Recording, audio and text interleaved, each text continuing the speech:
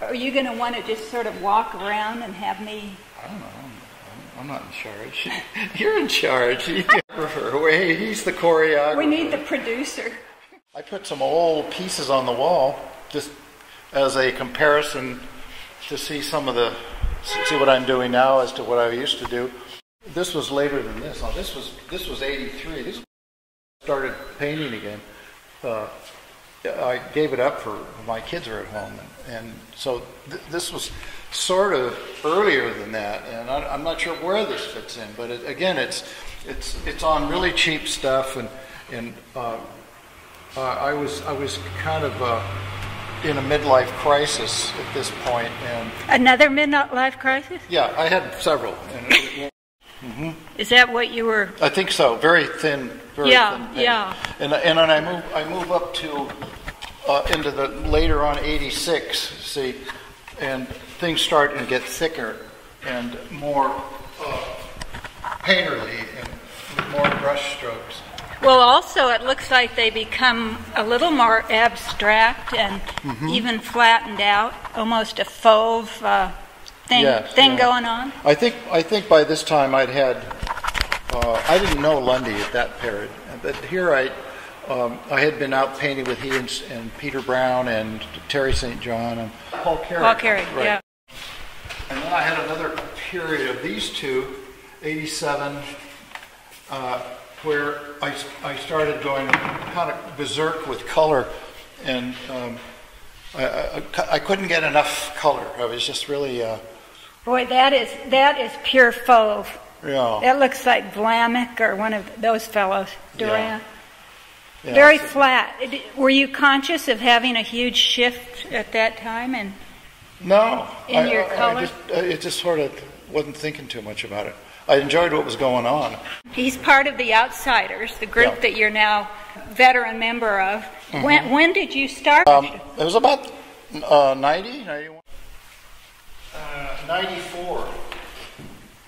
I started moving up toward that, and this is down on the Benicia waterfront, where the old train station and the hills and stuff. And it's another shift. I don't paint like this anymore.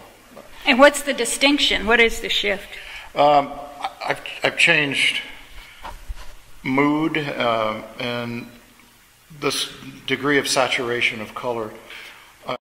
I went through another crisis about 5 years ago where I just was ready to give it up, and I started to just let it loose. Just whatever came out of the tube, I just slapping it around and just had fun. I said, I don't care if I ever sell another painting. I don't care if anybody ever likes it again. And this is like me healing. Yes. And started pushing down a lot of paint and everything. The paint of that period was like that. And that's a China Camp painting. Boy, that's about as abstract as you've gotten up till now, I would say. Almost, yeah. Virginia City is probably one of the biggest influences. Let's talk about this. This is a beauty. This is the two churches, I call it, and it was the period when I was doing this. This was about when I was coming out of that crisis and slinging paint all over the place. And this big monumental thing is the Catholic Church, and this little one back here is the Presbyterian Church. Yes. And then this is sort of a little bit past that, but not too far off, where I'm down below looking up on the main drag, and there's cars parked along here, but this is called the Bucket of Blood. Oh yeah, a saloon. Yeah. Still there. Used to go there as a kid.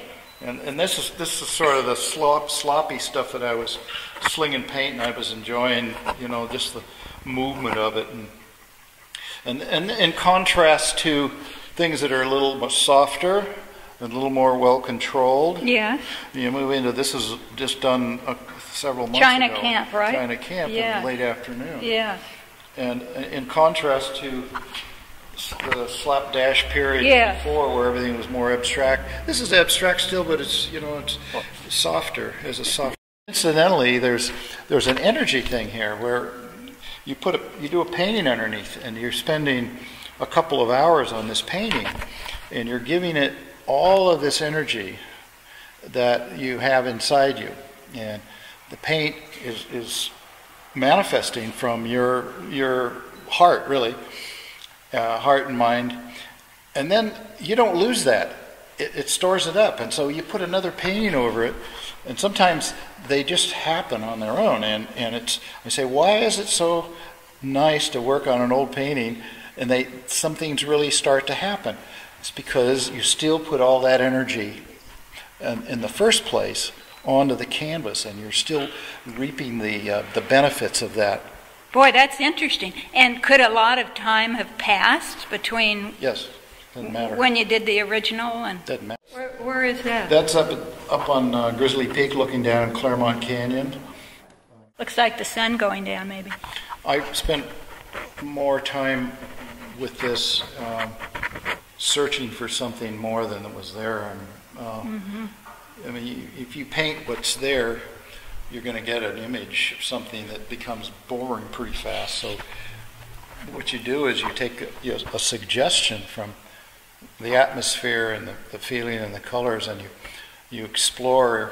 And as soon as you can get away from the scene and into yourself, the better it is. So when I'm going out with the classes, I tell them to stop looking at it at some point. Don't be too influenced by it. It'll keep you there. It'll keep you with what is in front of you. So get back away from it and start working from in here. And that's really what you do. So it's like you captured the essence of the place, and not really what it looks like so much. Yeah. We're at the Epperson Gallery now, and what is the title of the show? It's called Let's Have a Look. Let's Have a Look. And that's something that Pam Glover would always say. We'd pull up to a place that looked interesting to paint. Oh, okay. And we'd get out to take a look at the scenery, and she'd say, "Okay, let's have a look." And it's a little bit of English. And let's have a look. Let's have a look, Ducky. Let's have a look. And I don't have any real conscious thought about what I'm going to do now. I really don't. I just whatever comes up. One day at a time. Yeah. Depending on how I feel, and you just go out and paint, and whatever happens. One thing you have to do is to remember that, this is getting philosophical, that we're not painting those paintings. These are gifts. That we're able to do something that never happened before. This has never happened before. These paintings and they're really gifts. They're not. It's like we're not really doing it. We're just being the vehicles for it, and to be very thankful for the chance to do this, because it really enhances our life and everybody else's life. And I think I'm in the place now where I really appreciate the process. Like, this is such a gift. It's such a gift to be able to be with people and paint with them, and to give things to them, and enjoy, and share this stuff. So I'm in that kind of appreciation mold, and every day I just think, God, this is great.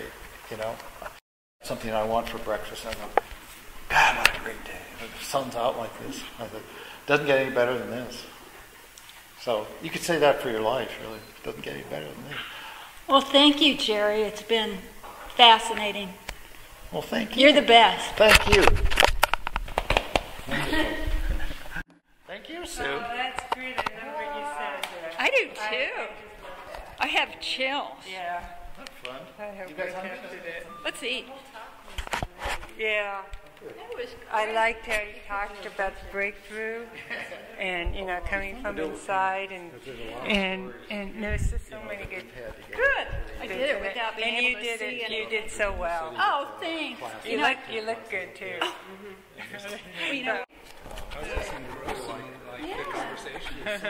This is 50 minutes. We have 50 minutes. Yeah. This would be a great value. Well, it's He's the veteran for you. Yeah. The Well, link with, as Pam. it's true. It's just he's touched by the words and how the catalysts and they change a little, and it's nice. But you guys. So you can go to the deli or